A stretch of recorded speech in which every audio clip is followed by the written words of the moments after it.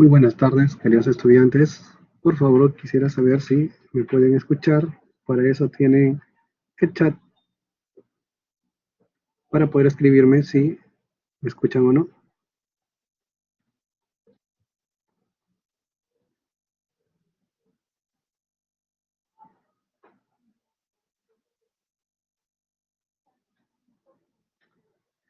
Muy bien, y también agradecería, por favor, que se escriban con sus apellidos y nombres.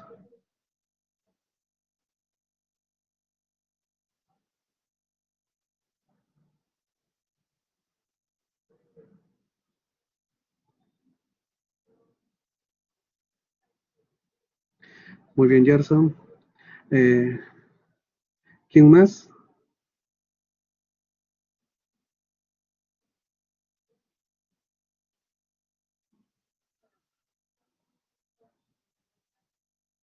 Buenas tardes, Valeria.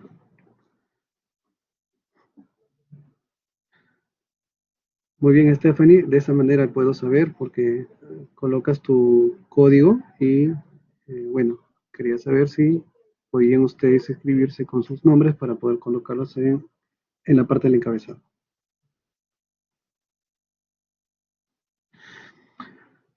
Muy bien. Creo que a medida que pasa el tiempo van ustedes ver que vamos a hablar acerca del seminario. Ustedes tienen el seminario en la semana 3, que es de una manera presencial, y ahora en la manera virtual vamos a desarrollar algunos ejercicios con respecto a los temas, ¿no? Como ustedes saben, los temas que vamos a evaluar vienen a ser sistema de números reales, proporcionalidad,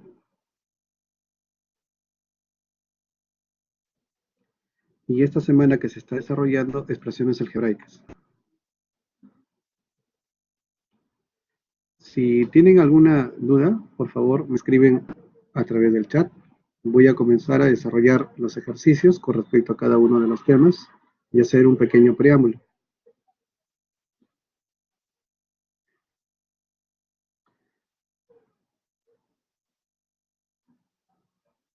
En la primera parte que hemos realizado el sistema de los números reales, debemos de considerar las propiedades con respecto a las operaciones combinadas. Ustedes deben de recordar que para poder desarrollar operaciones combinadas hay una jerarquía. Esa jerarquía viene a ser las operaciones que se van a realizar. Primero se tiene que realizar la radicación, después la potenciación, la división, la multiplicación, la adición y la sustracción. Y eso depende de cómo viene a ser la naturaleza del problema. Por ejemplo, ustedes ven que en la primera pregunta dice resuelva las siguientes operaciones combinadas. Tenemos notaciones que viene a ser de radicación y de potenciación. Entonces, una manera para poder resolver es cada uno de los términos desarrollar por cuenta independiente. Y una vez que tenemos los resultados, reemplazamos en el valor para conseguir A. Entonces, vamos a desarrollar primero de izquierda a derecha la raíz cuadrada de 25 sobre 36, después el segundo término y después el tercer término. Si tenemos la raíz cuadrada de 25 sobre 36, la raíz cuadrada recuerda que se va a distribuir tanto el numerador y como el denominador. Y si es así, entonces en el numerador quedaría raíz cuadrada de 25 y en el denominador raíz cuadrada de 36, que nos da 5 sobre 6. Ya tenemos el primer término, su resultado. Ahora vamos al segundo término. El segundo término es 125 sobre 27 elevado a la menos 0,666 puntos suspensivos. Eso significa que el exponente, el 0,666, tenemos que expresarlo de la manera decimal, recordando que es un decimal periódico puro. Como es un decimal periódico puro, usted recordará que se escribe con la notación 0,6 con sombrerito. Y eso es igual a 6 dividido entre 9. Si nosotros simplificamos, nos da como resultado 2 tercios, ¿no? Con el signo negativo. Entonces, el equivalente a esta ecuación viene a ser 125 sobre 27 elevado todo a la menos 2 tercios. Y usted recordará que si tengo un exponente con signo negativo, esta nos indica que debemos de hacer la inversión de la fracción. Quiere decir entonces que si tengo 125 entre 27, ahora para cambiar el signo del exponente será 27 sobre 125.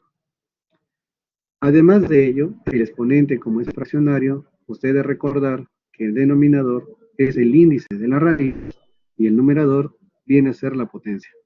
En otras palabras, este resultado sería igual a la raíz cúbica de 27 sobre 125 todo elevado al cuadrado.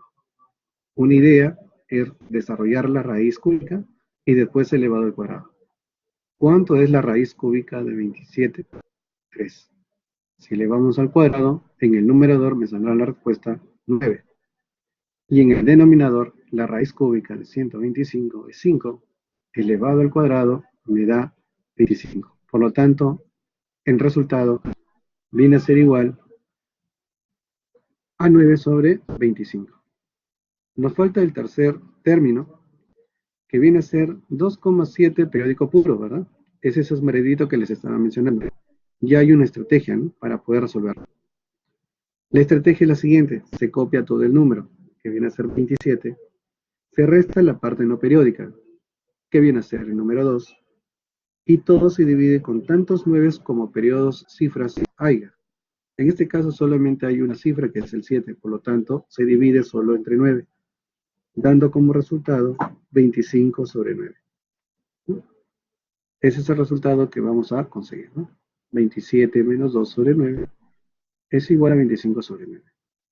Una vez que tenemos ya los resultados parciales, lo que vamos a hacer es reemplazar al valor de A.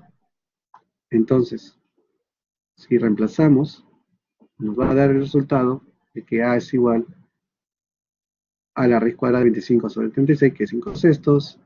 También el segundo término, la respuesta viene a ser 9 sobre 25, y 2,7 periódico puro es 25 sobre 9. Hay que tomar en cuenta lo siguiente: si usted observa, el segundo y el tercer término se están multiplicando, y el primero, después seguido, viene a ser la adición. Eso significa que hay que tener mucho cuidado. Si hablamos acerca de la jerarquía que te había mencionado, la jerarquía, repito, viene a ser radicación, potenciación, división, multiplicación, adición y la sustracción. En este caso, ¿quién va a tener mayor jerarquía? ¿La adición o la multiplicación? O sea, ¿qué es lo primero que vamos a operar? Lo primero que vamos a operar es la multiplicación, y después ese resultado, con el término que viene a ser el primero de la izquierda, se van a sumar. Tenga mucho cuidado, porque a veces sucede, por el estrés, por la tensión, que primero opta por hacer la adición entre el primer y segundo término y después la multiplicación. Y ahí se está cometiendo un error. Entonces, si vamos a multiplicar 9 sobre 25 multiplicado por 25 sobre 9, estas se van a simplificar, obteniendo 5 sextos más 1. Y esto al sumar me dará la respuesta que quiero encontrar, que es 11 sobre 6, 11 sextos. Y esa es la respuesta en A. ¿Sí? Entonces, como ustedes pueden ver, cada vez que se resuelven operaciones combinadas utilizando el sistema de los números reales, y en este caso radicación y potenciación, tenemos que tener una forma, ¿no? Tenemos que tener un orden para no caer en algunas dificultades en la jerarquía de las operaciones. Si tienen algún comentario, por favor. ¿Está claro?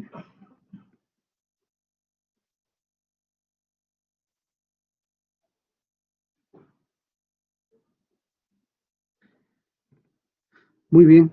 Entonces, para poder pasar al otro ejercicio, recuerden que en el sistema de números reales, lo que tenemos nosotros que priorizar viene a ser lo siguiente: que cuando utilizamos el sistema de los números reales, estos vienen a ser de menos a más el conjunto de los números naturales, siguen los números enteros, los números racionales, los números irracionales, y como estos dos conjuntos son disjuntos, estos dos al unirse me dan los conjuntos de los sistemas de los números reales. Cuando hablamos acerca de los números racionales, tienes que recordar la equivalencia que tiene en convertir un número decimal a un número fraccionario. Y estas se denominan generatrices, ¿verdad? El decimal exacto, el decimal periódico puro y el decimal periódico mixto. Considéralos, por favor.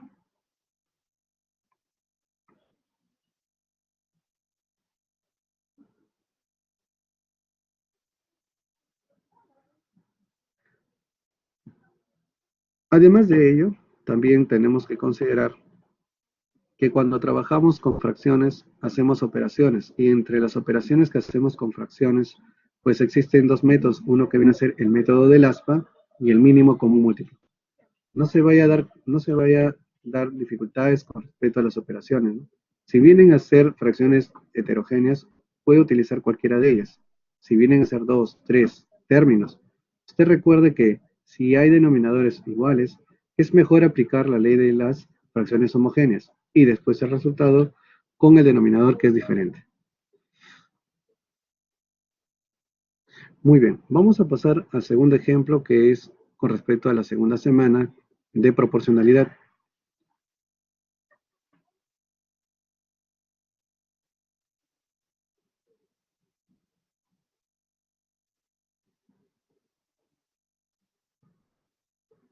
Muy bien, vamos entonces a pasar a la segunda pregunta, que viene a ser con respecto a proporcionalidad. Bueno, recordando entonces un poco la teoría de proporcionalidad. La proporcionalidad viene a ser una razón. Existen dos clases de razones, razón aritmética y razón geométrica. La que nosotros apuntamos en las propiedades con respecto a la teoría que hemos considerado aquí en complemento en matemática viene a ser la razón geométrica. Es decir, que si yo tengo dos datos denominados magnitudes, estas se van a dividir. Cuando estas se dividen, vamos a tener una relación entre ellas. Bueno, esas relaciones entre magnitudes se van a dar de dos maneras, magnitudes directamente proporcionales y magnitudes inversamente proporcionales. Recordando también que la razón, en los slides que hemos considerado y la teoría, también se le llama escala bueno, aplicado a tu especialidad, ¿no? La razón geométrica es denominada escala. Ahora, cuando hablamos acerca de magnitudes proporcionales, que son directamente proporcionales o inversamente proporcionales, deben ustedes recordar que existe también un esquema que hemos considerado pues ya magnitudes. Lo hemos considerado las magnitudes como obreros, obra, dificultad, eficiencia, días, horas por día. Y hemos hecho una clasificación, ¿no? La clasificación viene a ser causa, circunstancias y efecto. ¿Por qué les menciono esto? Porque los problemas de proporcionalidad, sobre todo, vienen a ser aplicativos. Como usted puede ver en la pregunta número 2, son problemas de manera literal que uno tiene que esos datos expresarlos en una matriz. Esa matriz ya lo hemos realizado en clase, como les estaba mencionando. Esa matriz tiene esas tres partes: causa, circunstancias y efecto. Y hemos trabajado con seis magnitudes, ¿no? Que entre ellas son directas y entre ellas son inversamente proporcionales. Sabemos que las magnitudes que son de causa y circunstancia son inversamente proporcionales. Y las de efecto, con causa y circunstancias, vienen a ser directamente proporcionales. Entonces, uno que lo que realiza, es ese esquema, como ya tiene esa relación que es directa e inversa, recordarás que para poder encontrar o para poder realizar la operación, a ver, si es directa, se multiplican en aspa. Y si viene a ser inversa, se multiplican en línea, teniendo el siguiente esquema, ¿no? Para poder realizar este problema. Dice así: si 8 obreros tardan 9 días trabajando 6 horas diarias en pintar una pared de 30 metros, ¿cuántos días tardarán 10 obreros trabajando 8 horas diarias en pintar 100 metros de la pared? Muy bien, entonces lo que se va a hacer es primero identificar las magnitudes. 8 obreros, ¿de acuerdo? Tenemos obreros, tenemos 9 días, tenemos días, 6 horas diarias, tenemos horas diarias, y dice en pintar una pared de 30 metros. Esto vendría a ser la obra. Por lo tanto, hacemos el siguiente esquema. Obreros, días, horas por día y obra. Recordando lo siguiente, que obreros, días y horas por día viene a ser inversamente proporcional.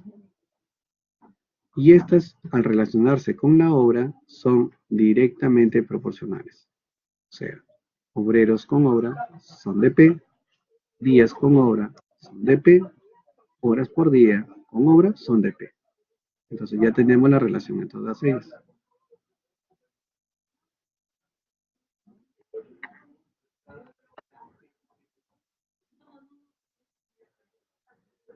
Muy bien, entonces como ya tenemos esa relación, no hay que discutir en nada. Usted directamente coloca los datos de obreros, de días, horas por día y obra. Ah, y viendo cuál es la magnitud que yo deseo calcular. Entonces empezamos a completar los valores. Tengo 8 obreros, tengo 9 días, trabajando 6 horas diarias, y la obra viene a ser 30 metros.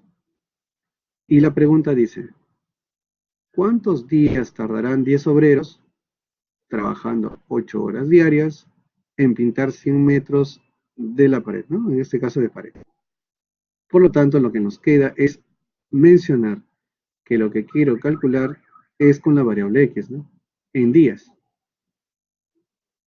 Tenemos entonces los 10 obreros que trabajan 8 horas diarias y que realizan 100 metros de pintado de la pared que viene a ser la obra. Por lo tanto, cuando nosotros tenemos magnitudes inversamente proporcionales, se multiplican en línea, y si son directamente proporcional, se multiplican en aspa. Teniendo entonces la multiplicación y la igualdad. 10 por x por 8 por 30 es igual a 8 por 9 por 6 por...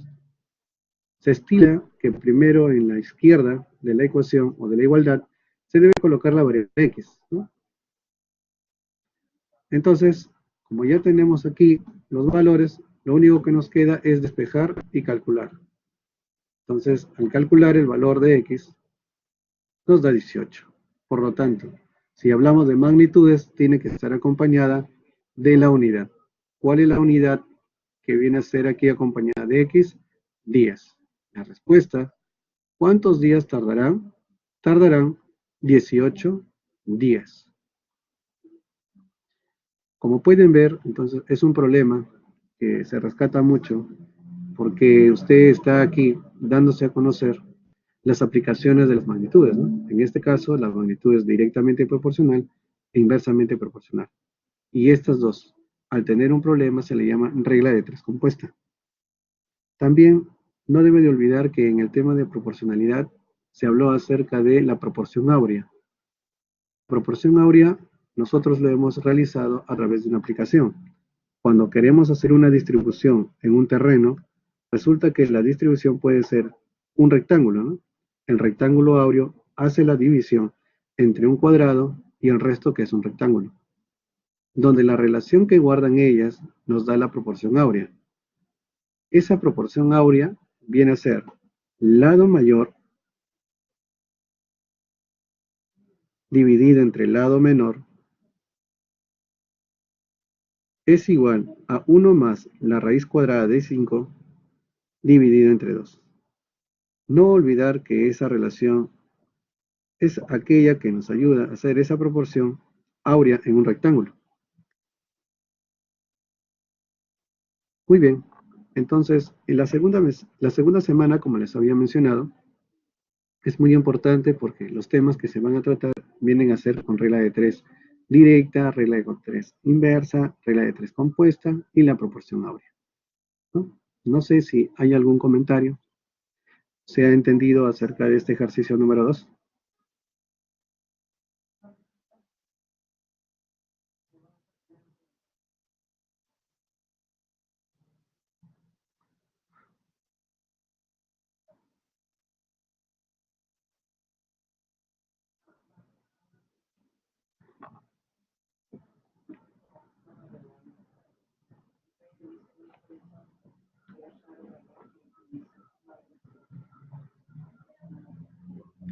Muy bien, entonces, en la evaluación escrita, lo que se pide es que cada vez que usted desarrolle un ejercicio, sea lo más transparente, lo más legible posible. Entonces, esta información que se está realizando a través de este seminario virtual es para que usted tenga un formato de cómo se puede desarrollar los ejercicios. Lógicamente que no es el único, pero es una idea de cómo usted presenta, ¿no? O cómo responde a un problema, ¿no? Y cuanto más legible sea, es mejor, ¿no? Que recuerde usted que no solamente se va a evaluar la respuesta, sino también se va a evaluar el procedimiento. Usted va a tener un examen escrito que va a tener un espacio para que usted pueda resolver los problemas y es ahí donde usted tiene que administrar ese espacio, ¿no? A veces es recomendable que usted haga la división de espacios en filas o en columnas para que tenga usted una división y pueda resolver sin ninguna dificultad con respecto a la administración del espacio para el problema. Muy bien, entonces vamos a proseguir, vamos a realizar el tercer ejercicio que viene a ser al tema de expresiones algebraicas.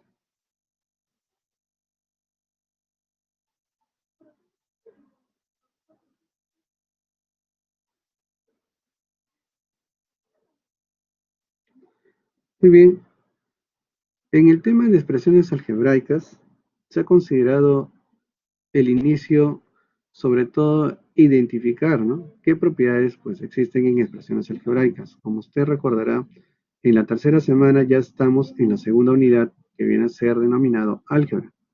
La primera y segunda, que son los temas del sistema de números reales y proporcionalidad, estaba comprendido en la unidad de aritmética. La aritmética es sobre todo los números que tenemos nosotros como datos. Y en el álgebra es que los números ya están escondidos.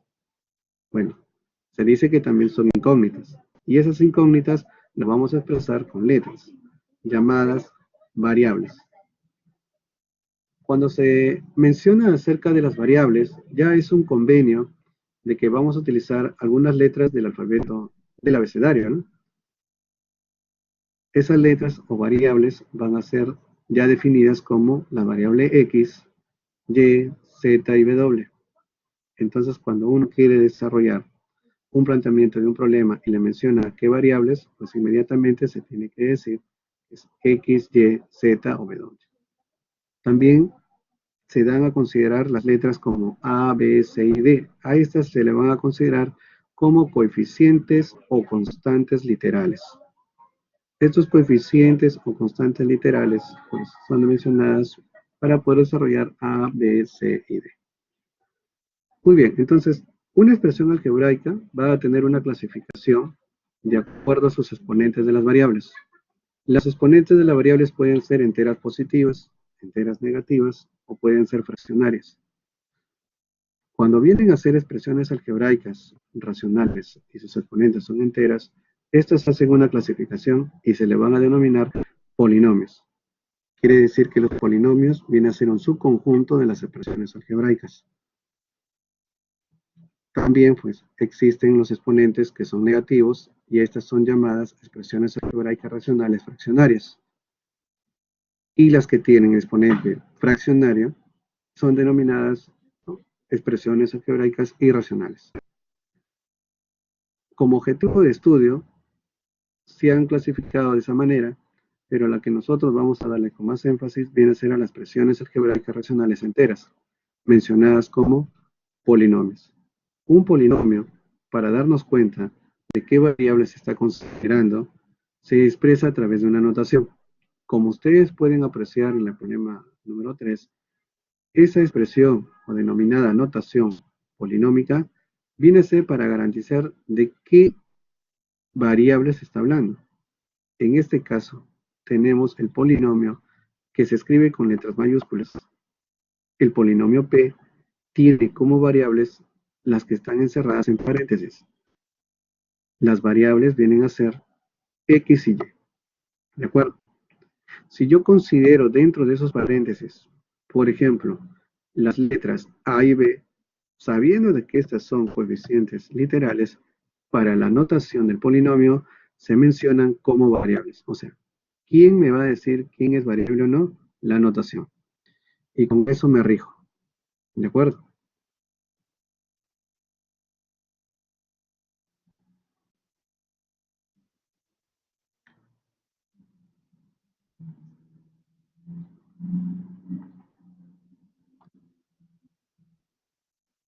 Muy bien. Entonces, como las expresiones algebraicas nos dan esta, este subconjunto que vienen a ser los polinomios, entonces los polinomios también tienen propiedades. Por ejemplo, si observamos los exponentes de un polinomio, estas van a ser enteras positivas y también puede ser el cero. Cuando nosotros analizamos por cada variable, se le va a denominar grado relativo. ¿Qué es el grado relativo? El grado relativo viene a ser el mayor de los exponentes que tiene una variable. Y esto depende si es que es un monomio, es decir, que tenga un término, o un polinomio que tenga más de tres términos. ¿Cómo darnos cuenta? Dependiendo de lo que nos dicen. Si es el grado relativo con respecto a x, buscamos todos los exponentes de esta variable y de todas escogemos el mayor. Si nos mencionan el grado relativo con respecto a y, observamos los exponentes de cada uno de los términos y escogemos al mayor. Ese será el grado relativo. Si es para un término, es más sencillo. Si es para un polinomio, hay que observar a cada término y escoger el mayor. Recordando lo siguiente, que cuando se habla de grado relativo es con respecto a las variables. Y si hablamos con respecto al grado absoluto, es referente al polinomio.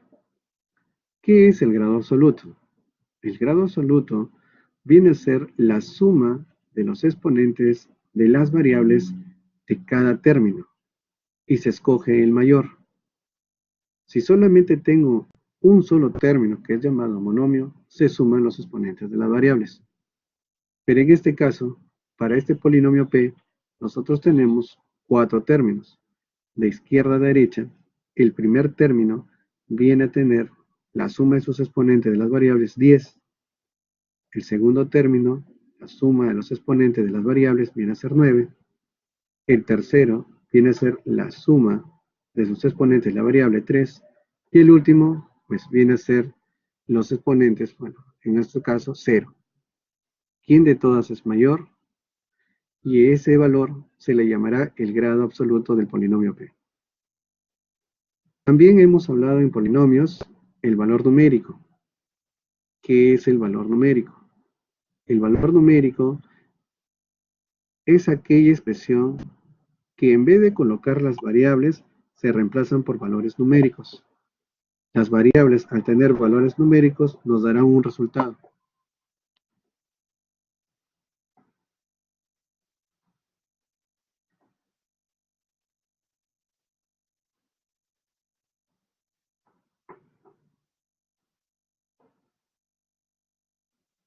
Muy bien, entonces, lo que nos piden aquí de este polinomio son cuatro cosas. Nos piden primero hacer una expresión que dice es 5 veces el grado relativo de x menos 3 veces el grado relativo de y.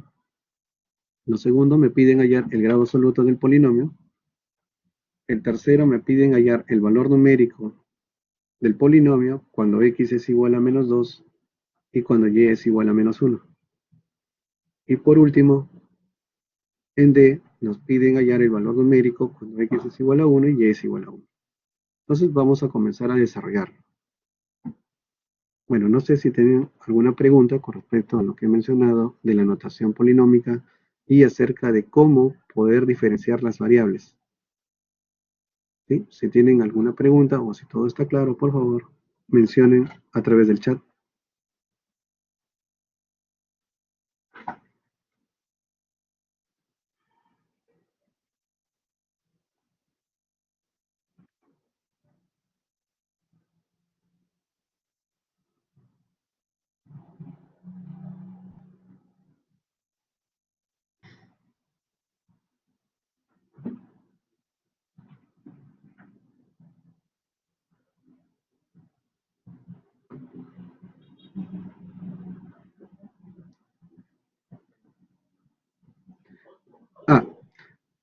También aquí en expresiones algebraicas, en el tema, hemos considerado polinomios especiales. Los polinomios especiales que hemos considerado vienen a ser polinomio completo, polinomio ordenado, polinomio homogéneo y, cuando habíamos de realizar las operaciones, polinomios semejantes. Vamos a recordar cada uno de ellos antes de poder elaborar ya el desarrollo de estas 4 preguntas, bueno, A, B, C, D de la pregunta 3. Un polinomio completo es aquel que tiene todos sus términos, y para poder saber que tiene completo todos sus términos, lo primero que se tiene que calcular es el grado que tiene ese polinomio. Si el polinomio es de grado 3, debe tener 4 términos. Si el polinomio es de grado, cuando digo grado, recordar que es el grado absoluto, ¿de acuerdo? Si te dice, hay el grado del polinomio, te está mencionando que debes de hallar el grado absoluto.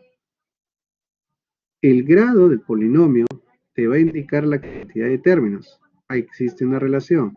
Si el polinomio es completo y es de grado n, entonces la cantidad de términos es n más 1.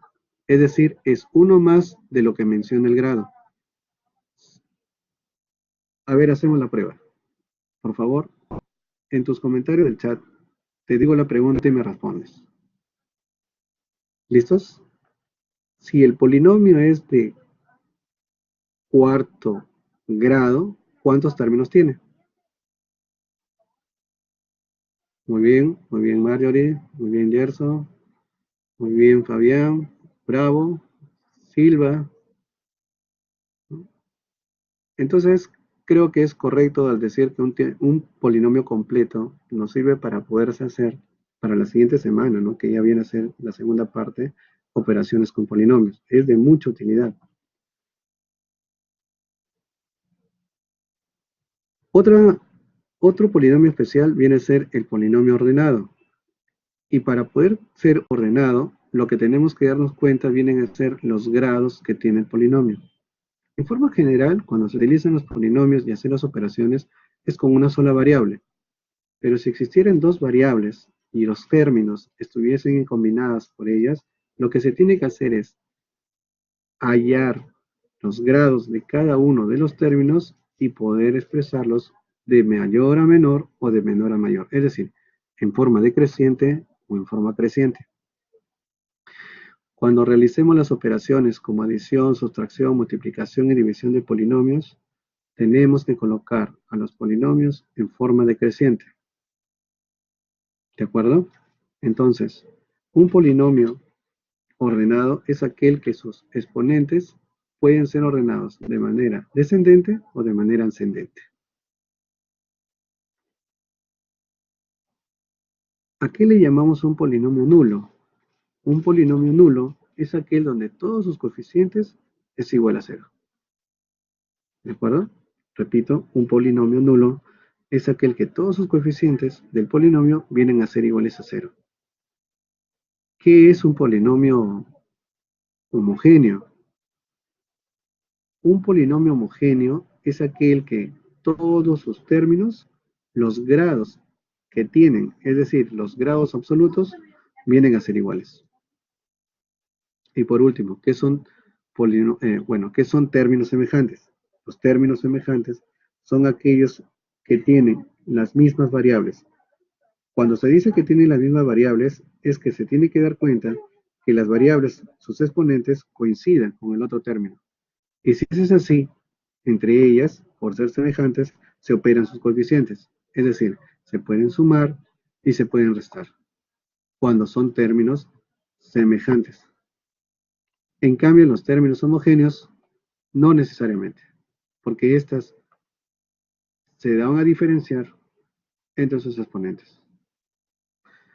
Muy bien, entonces, mencionado esta clasificación especial, repito que vienen a ser polinomios completos, ordenados, ¿no? Nulos, polinomio homogéneo, polinomio semejante, vamos a realizar el ejercicio número 3.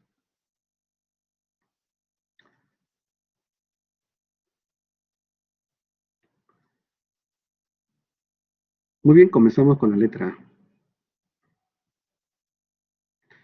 Como usted puede ver, el grado relativo con respecto a X viene a ser el mayor. En el primer término, el exponente de x viene a ser 3.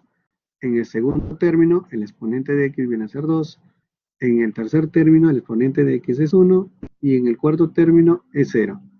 Entonces, el mayor de todos estos valores viene a ser 3. Sería entonces el grado relativo de x. El grado relativo de y. Observamos en el primer término que su exponente en y viene a ser 7. En el segundo viene a ser 7. En el tercer término viene a ser 2. Y en el cuarto término viene a ser 0. Por lo tanto, el mayor de todos estos exponentes viene a ser 7. Tenemos entonces los valores del grado relativo de x, el grado relativo de y estas lo que nos están haciendo es pedir 5 veces el grado relativo de x menos 3 veces el grado relativo de y. Lo que hacemos es reemplazar. Reemplazando tenemos 5 multiplicado por 3 menos 3 multiplicado por 7. Al realizar la operación, este resultado nos da menos 6. Muy bien, eso es lo que nos están pidiendo pues, en la primera condición que viene a ser A. La parte B. En la parte B nos piden el grado absoluto, recordando que el grado absoluto viene a ser el mayor exponente de la suma de las variables de cada término. Usted tiene 4 términos. En el primer término, la suma de los exponentes de las variables viene a ser 10. En el segundo término, la suma de los exponentes de las variables viene a ser 9. Y en el tercero, viene a ser 3. El cuarto término, por no estar las variables, inmediatamente se dice que es 0, ¿no? También conocido como término independiente. ¿Qué estamos buscando? Estamos buscando el mayor. Entonces, el mayor de 10, de 9, de 3 y de 0 viene a ser 10, dando como respuesta el grado absoluto del polinomio P.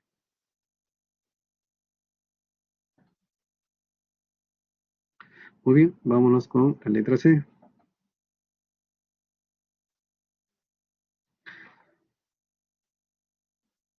Para la pregunta C, lo que nos está mencionando el valor numérico es cambiar las variables por los valores numéricos, ¿no? Cuando x es igual a menos 2 y y es igual a menos 1. Entonces reemplazamos el polinomio P, que tiene como variables, ahora lo convierto como menos 2, y para y es igual a menos 1. Entonces, entonces reemplazamos los valores. Al reemplazar los valores, tenemos esta expresión, que ustedes pueden observarlo. La idea es esta, ¿no? De que si nosotros reemplazamos, hay que tener mucho cuidado con la regla de signos. Se vuelve, ¿no? Esta expresión algebraica de valor numérico a un cálculo utilizando aritmética, ¿no? Que vienen a ser ahora todos como valores numéricos.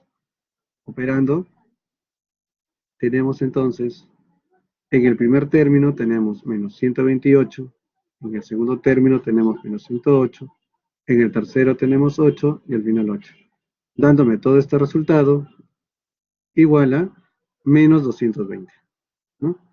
Entonces recordando, cuando tengo un valor numérico, lo que me piden es determinar su representación. Todas las variables se cambian por números y estos números se expresan de manera como viene a ser la notación del polinomio. Antes de llegar a la parte D, recordando que hay algunos términos que son de mucha importancia recordar. Un polinomio tiene término principal. Un polinomio tiene coeficiente principal. Un polinomio tiene término independiente. Les hago una pregunta para que me escriban en el chat. ¿Cuánto vale el término independiente? Muy bien, Valeria. Muy bien. Excelente. Correcto. Viene a ser el término independiente aquel que no cuenta con las variables, ¿cierto? En otras palabras, viene a ser un valor numérico. muy bien, Vania, muy bien, Shirley. Eh, Otra pregunta más. Si el grado absoluto viene a ser 10, ¿cuál de estos cuatro términos de izquierda a derecha es el que nos dio la respuesta? No te preocupes, Vania.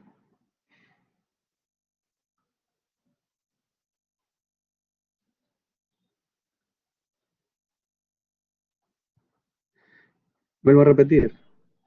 Si el grado absoluto del polinomio viene a ser 10, ¿cuál de estos cuatro términos de izquierda a derecha es el que nos ha dado la respuesta?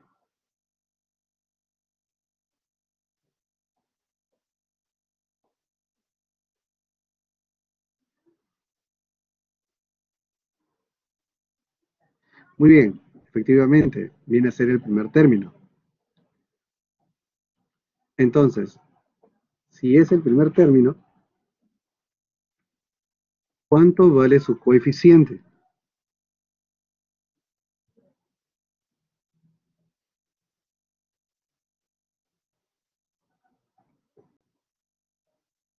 Muy bien, la respuesta es menos 16.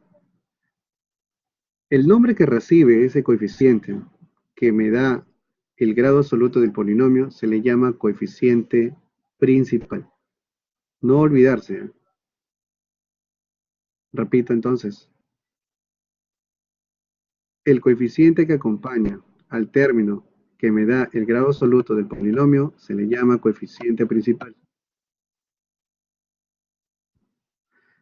Existen también otras propiedades que son muy interesantes, ¿no? ¿Qué pasa si es que de repente al polinomio, al valor de x lo igualamos a cero y el valor de y lo igualamos a cero?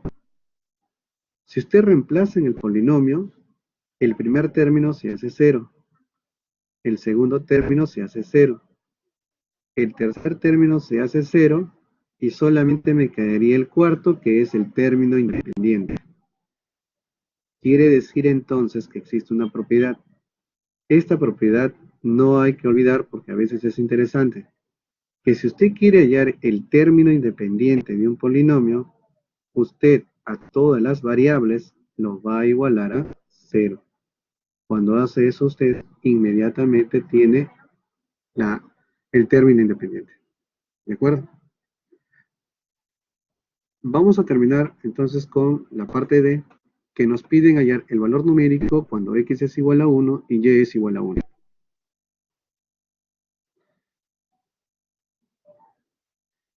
De la misma manera como la C.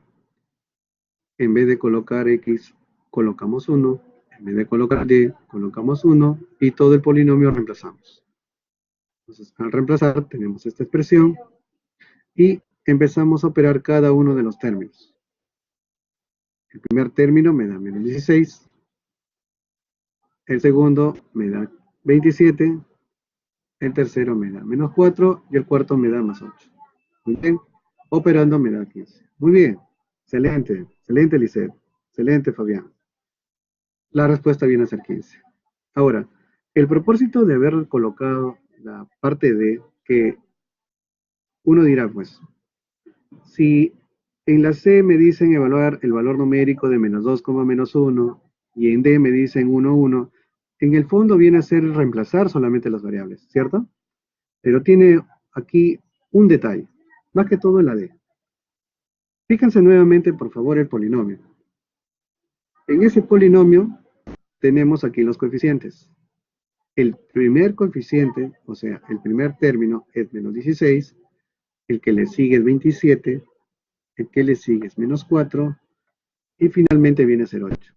Si yo te pregunto, ¿cuánto es la suma de coeficientes del polinomio P? ¿Cuál sería tu respuesta?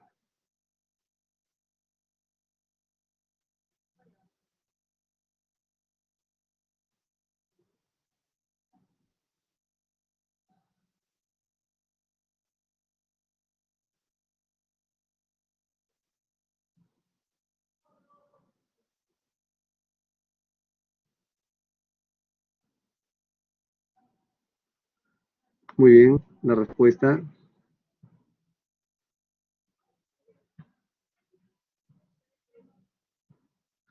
muy bien, correcto, la respuesta es 15, ¿cierto? Correcto. Y fíjense la respuesta en la parte D. ¿Cuánto nos salió? 15 también, ¿verdad? Esto no es coincidencia, esta es una propiedad. Así como lo que había mencionado, ¿no? Que si queremos nosotros en un polinomio, en forma inmediata, saber cuánto es el término independiente, lo que hacemos es que todas las variables que tiene el polinomio lo igualamos a cero. Ahora, pues lo que vamos a hacer es mencionar lo siguiente. Si yo quisiera saber la suma de coeficientes de un polinomio, a todas las variables lo reemplazo por 1. ¿Cuántas variables tengo? Tengo 2. Cada una de ellas lo reemplazo por 1. Y cuando yo empiece a operar o a realizar mi valor numérico, resulta que es igual a la suma de coeficientes. Es otra propiedad, ¿no? Si yo quiero hallar la suma de coeficientes de un polinomio, a todas las variables reemplazo por 1 y hallo su valor numérico. Son propiedades polinomios. Obviamente que faltan más propiedades y eso pues de poco a poco. Nosotros en esta tercera semana queríamos determinar los grados absolutos, los grados relativos, el valor numérico, los polinomios especiales, como viene a ser el polinomio completo, el polinomio ordenado, el polinomio homogéneo, el polinomio idénticamente nulo. Y es más, cuando hablamos acerca de estos polinomios especiales, a veces hay una fusión entre ellas. Por ejemplo, un polinomio completo y ordenado. Ese polinomio completo y ordenado nos servirá mucho cuando vamos a realizar las operaciones entre polinomios. Sobre todo cuando vamos a realizar la división. Cuando vamos a realizar la división, tiene que estar completo y ordenado. ¿Y cómo se van a completar? Bueno, eso en la siguiente semana es lo que vamos a mencionar. Te adelanto, se van a completar con coeficientes ceros para poder mencionar de que ese polinomio va a estar completo y también ordenado. Y gracias a esa manera de expresarlo, se puede desarrollar estos métodos denominados el método Ruffini, el método de Horner para la división de polinomios, que no es complicado, solamente hay que respetar un esquema y bueno, eso lo vamos a realizar la siguiente semana. Y el enfoque de ahora pues es defendernos en el examen escrito. Recordando que el examen escrito se va a dar a la primera hora de cada sesión de clase. No olvidar, por favor. Si tienen alguna pregunta,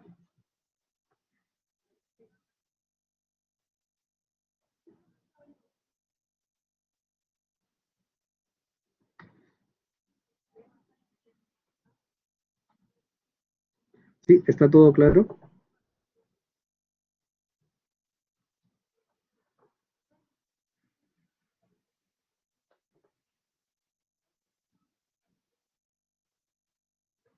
Sí, Esther, te agradecería cuál es la parte donde no entendiste.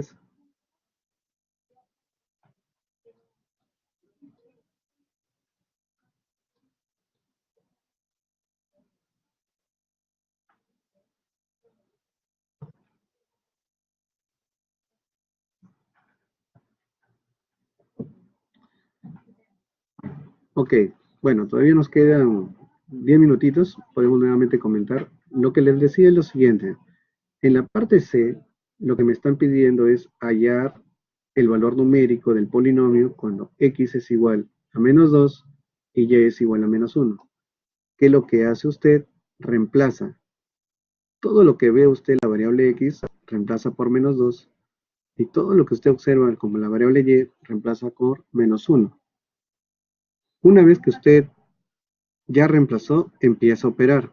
Es decir, que esta expresión del polinomio que estaba entre variables y números, ahora solamente usted observa números, como lo que está apreciando, ¿no? En el desarrollo de C. Una vez que usted desarrolla, le va a salir un valor numérico, que en este caso es menos 220. Pero hay algunos valores numéricos que te dan una información adicional.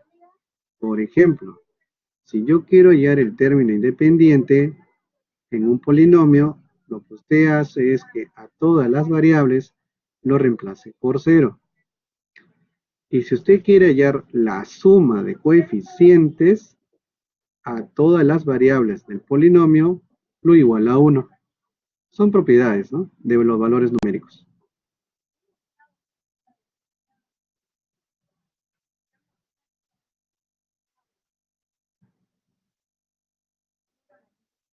Muy bien, me indican que quieren ver el primer ejercicio. Bueno, no sé si hay una pregunta con respecto a lo que son expresiones algebraicas, a este problema 3. Creo que está todo claro.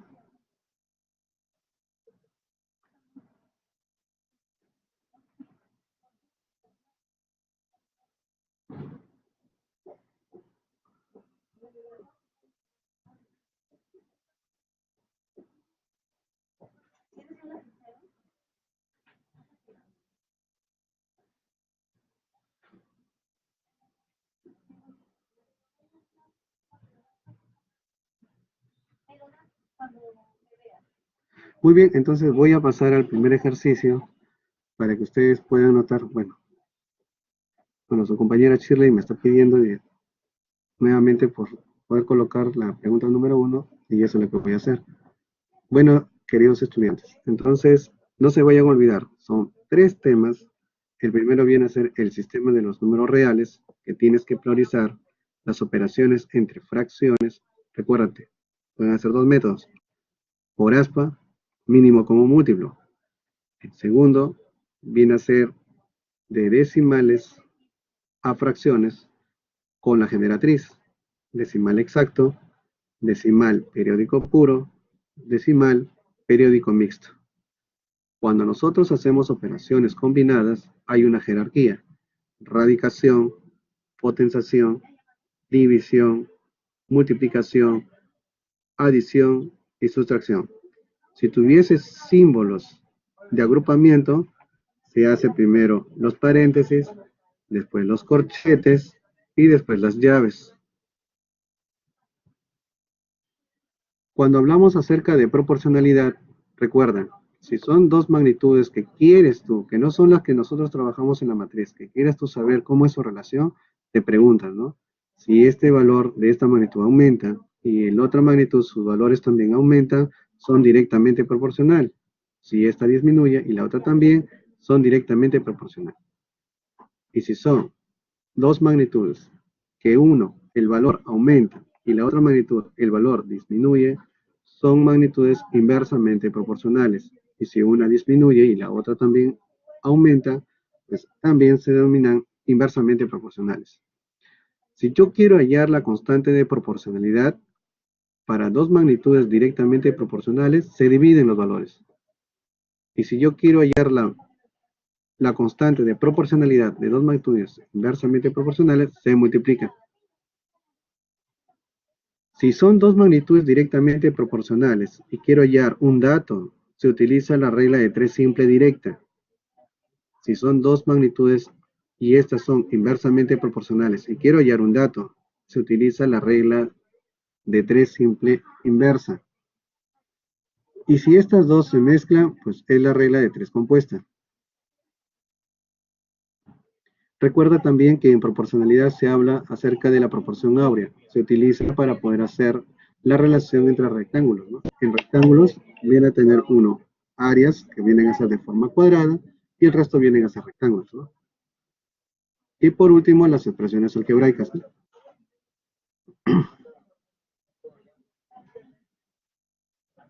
Muy bien, entonces voy a ubicarlos en el ejercicio 1 para que puedan visualizarlo.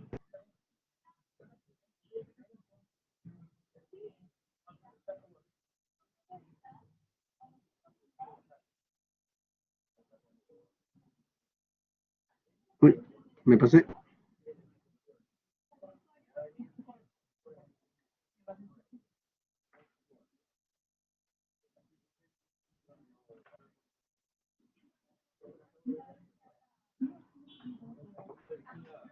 Uy, me pasé. Ya está. Ese es el ejercicio número 1 y ahí está el desarrollo, que lo pueden apreciar.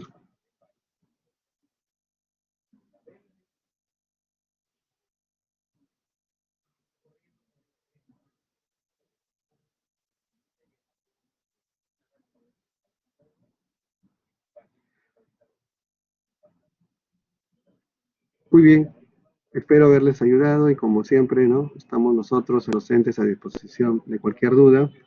No se olviden también que si pueden asistir al seminario presencial, es el día viernes, lo tienen ustedes el horario, el aula y también no se olviden que tienen que hacer una inscripción. Está posteado en cada uno de sus aulas virtuales en la etiqueta donde dice anuncios.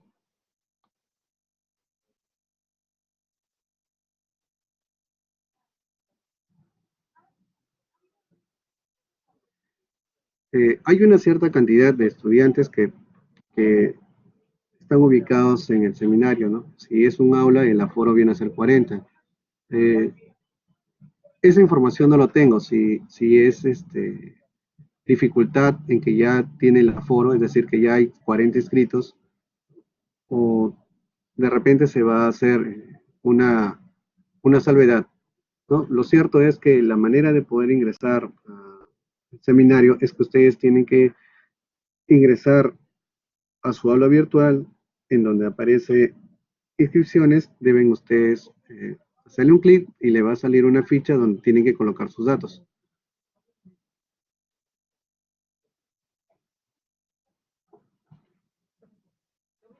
Muy bien, queridos estudiantes. Si no hay otras más preguntas, bueno, nos quedamos aquí esperando el otro seminario y las fechas, los horarios, lo tienen también en anuncios. Muchas gracias.